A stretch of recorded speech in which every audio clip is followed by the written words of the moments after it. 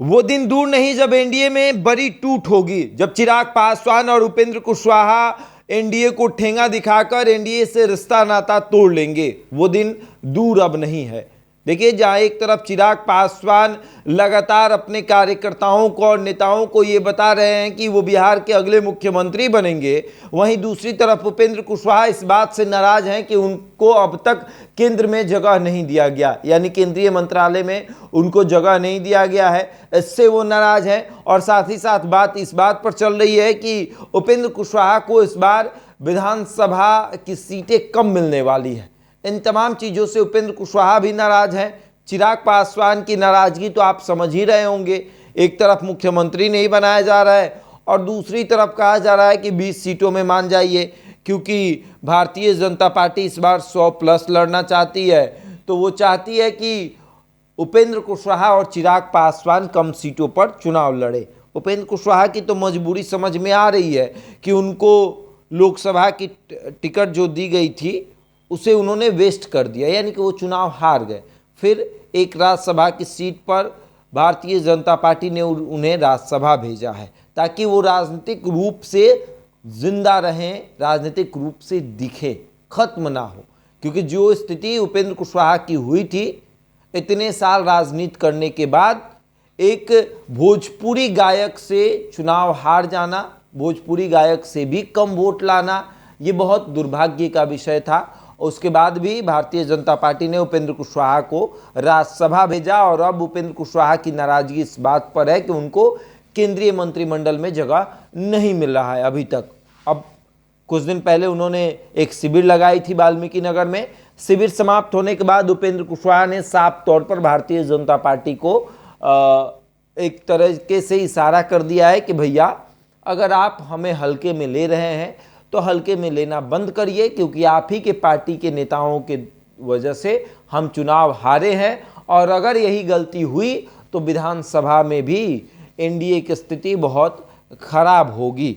देखिए, और दूसरी तरफ देखा जाए तो चिराग पासवान की स्थिति क्या है।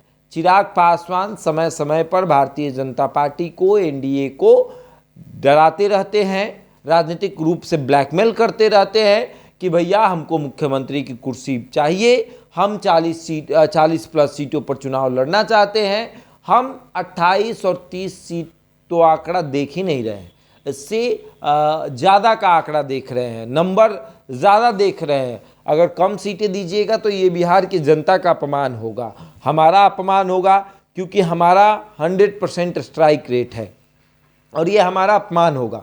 वहीं दूसरी तरफ उपेंद्र कुशवाहा कह रहे हैं कि 2020 में जब हम अकेले चुनाव लड़े थे तो कई ऐसी सीटें थी जहां पर हम दूसरे नंबर पर थे।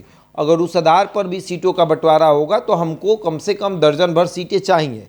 दर्जन भर मतलब 12 सीट से अधिक 15 सीटों पर उपेंद्र कुशवाहा चुनाव लड़ना चाहते हैं और चिराग पासवान 40+ सीटों पर चुनाव लड़ना चाहते हैं। चिराग पासवान का डिमांड है कि कम से कम 45 से 50 सीटें।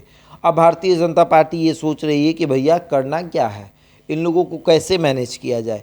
वो 20 सीट मांग रहे हैं, ये 40 सीट मांग रहे हैं, वो 15 मांग रहे हैं, कैसे क्या किया जाए।